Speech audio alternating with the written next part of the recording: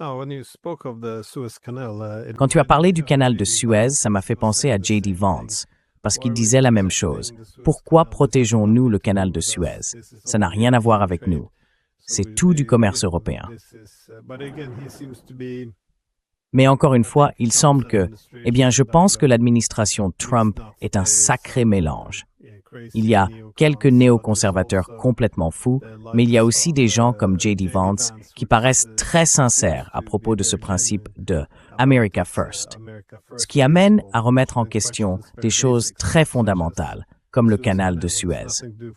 Cela n'a rien à voir avec nous. On ne peut pas tout faire si l'on veut vraiment mettre l'Amérique d'abord. Sinon, cela devient juste un slogan vide. On a simplement l'impression que tous ces efforts pour tout jeter en l'air et remanier tout le système mondial comme un échiquier, il y a tellement de place pour les erreurs de calcul, et un échec dans un domaine pourrait se répercuter ailleurs. Encore une fois, j'espère que quelqu'un là-bas sait ce qu'il fait, parce qu'il semble un peu perdre le contrôle.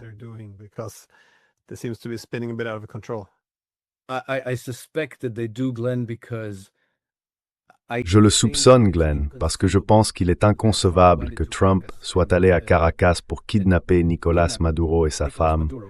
Ce n'est vraiment pas un détail sans importance, sans en avoir discuté avec les Russes, afin d'expliquer ce qu'il faisait, pourquoi il le faisait, et d'obtenir leur feu vert.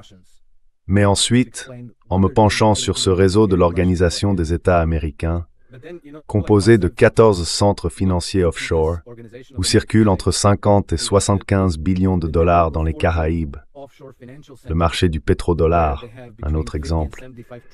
Peut-être qu'il y a un chevauchement, mais 22 billions de dollars circulent en dehors des États-Unis, hors du contrôle du gouvernement américain, presque entièrement sous le contrôle de la City de Londres et de ses 14 centres offshore dans les Caraïbes.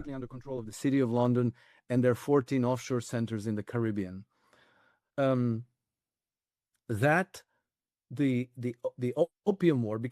guerre de l'opium, donc, parce que tu sais, à la frontière sud des États-Unis, les cartels de la drogue qui font passer des substances mortelles et gèrent la logistique des traversées illégales pour pratiquement tous les immigrés d'Amérique du Sud. Des millions et des millions de personnes traversent. D'accord, Trump a resserré les contrôles, mais cela dure depuis longtemps. Probablement 30 millions d'immigrés en situation irrégulière sont entrés aux États-Unis au cours des 20 dernières années. Et les cartels de la drogue, donc, des armes, des immigrés illégaux et des drogues illicites venant du Sud. Frontière Nord, le Canada, la même chose, plus le blanchiment d'argent via les banques canadiennes et les 50 grandes banques mondiales actives dans les Caraïbes.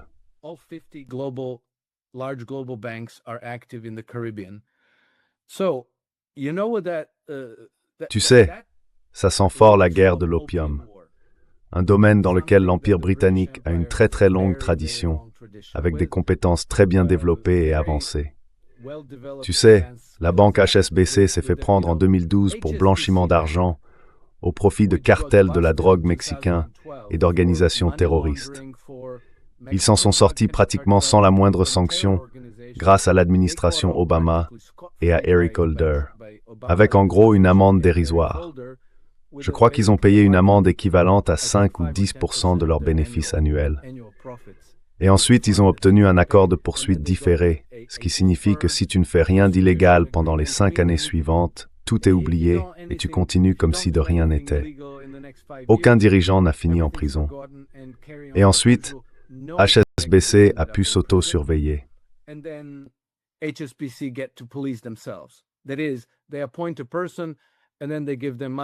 Autrement dit, ils nomment une personne, lui donnent de l'argent, du crédit, tout, puis ils disent « Ah oui, HSBC est irréprochable, les 5 ans sont passés, retour aux affaires comme d'habitude ».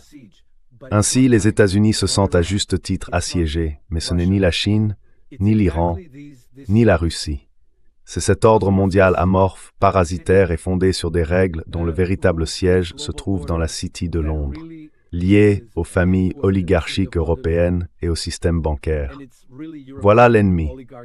Et je pense qu'une fois qu'on regarde les choses à travers ce prisme et qu'on ignore aussi les déclarations publiques de Trump, car ça provoque littéralement des lésions cérébrales, on commence à comprendre ce qui se passe.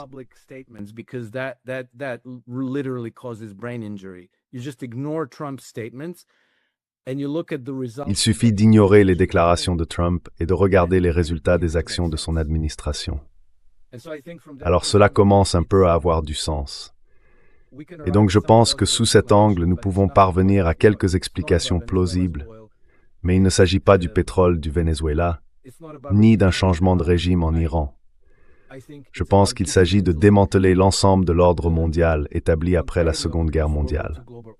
Et puis, quand nous parlons de droit international, il faut se rappeler que celui-ci englobe ces 76 organisations internationales qui opèrent dans le monde entier, sans transparence, sans responsabilité envers aucun gouvernement, avec des exonérations fiscales totales et une immunité juridique complète. Full tax exemptions, full legal immunities. And then when you look into what they do, it's climate change. Et puis, quand on regarde ce qu'ils font, il s'agit du changement climatique, de l'idéologie de genre, des monnaies numériques. Cela ressemble à une sorte de matrice d'asservissement qui est lentement construite et développée à travers le monde et qui finira par nous être imposée à un moment donné. Il n'y aura pas moyen d'y échapper.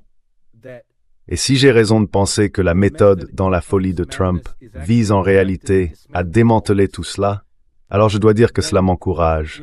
Que j'ai raison ou non, je pense que le temps le dira. Mais observez le conflit entre l'Arabie Saoudite et les Émirats Arabes Unis et voyez de quel côté les États-Unis vont se placer.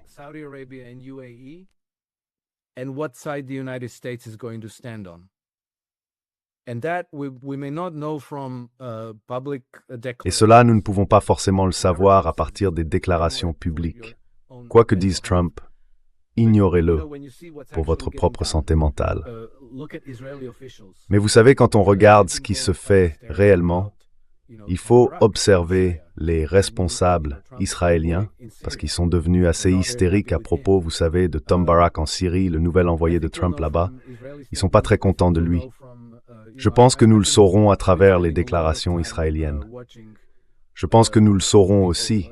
Vous savez, j'ai passé beaucoup de temps à observer des gens, des responsables britanniques comme Alastair Campbell, l'ancien chef de cabinet de Tony Blair, Rory Stewart, des personnes comme David Rothkopf, John Bolton, tous ces gens-là.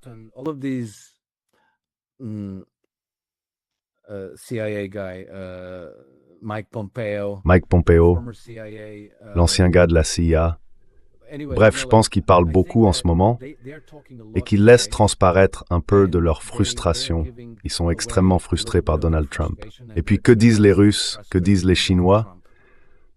Quand il a enlevé Maduro, ils ont émis une condamnation symbolique de l'action, mais ce n'était pas vraiment fort. C'était très, très étrange. Et puis Poutine disparaît, Poutine devient invisible, parce que je pense qu'il ne veut rien dire publiquement à ce sujet. Il ne veut pas qu'on lui pose de questions, alors il n'apparaît tout simplement nulle part. Tout cela est très étrange, mais je pense que c'est très différent de ce que cela semble être en surface, de ce que les choses paraissent.